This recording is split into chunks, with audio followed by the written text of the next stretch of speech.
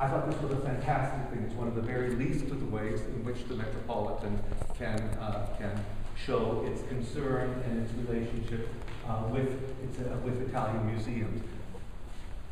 We chose the picture that is, in many ways, the identifying object for the Galleria Estense because it shows Duke Francesco I d'Este, one of the key figures in forming the collection.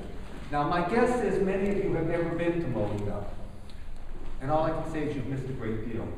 First of all, because like so many Italian cities, it has a specific character, but it also has one of the greatest cathedrals, not only in Italy, but in Europe. An 11th and 12th century cathedral with an extraordinary character.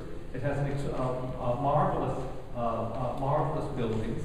The collection is that formed by the Este, and for those of you who need a little Este background history, the Este were the rulers, primarily we associate them with Ferrara. Leonello d'Este, Borso d'Este, Alfonso d'Este, these are the great patrons of Pisanello de Titian. Francesco d'Este is shown in armor with this red scarf because he was a military figure. And it's as a military figure to solicit the support of Spain that he went to Madrid in 1638 and was treated royally by Philip IV in Philip IV's attempt to get everybody on his side against the French. And it was under these circumstances that Velázquez painted this portrait. Velázquez was also to paint an equestrian portrait, but so far as we know, this equestrian portrait never came about. We have one other great portrait of Francesco I, and you'll see that illustrated on one of the didactic panels there, which is an extraordinary portrait by Gian Lorenzo Bernini. This great marvel, it's one of Bernini's defining portraits, is now in a box on the floor in the Galleria Estense in Modena, awaiting structural reinforcements and the reopening of the galleries, which are anticipated, pending all kinds of uncertainties, for the fall of this year. Is that not correct, Davide? January. This is just an astonishing portrait.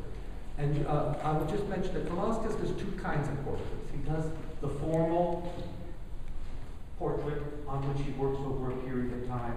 Then he does portraits taken directly from life that are worked on with extraordinary rapidity. This picture seems to me to fall right in between the two. It's a formal portrait, but it has all the character of something done directly from life with the sitter in front of us.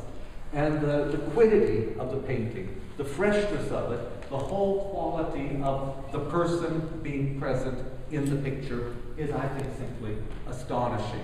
There was no difficulty choosing with Davide what picture we thought should represent the Galleria Estense here. I immediately said Velázquez. This is one of the great masterpieces of this artist in the 1630s when he's at the peak of his powers, painting for Philip IV.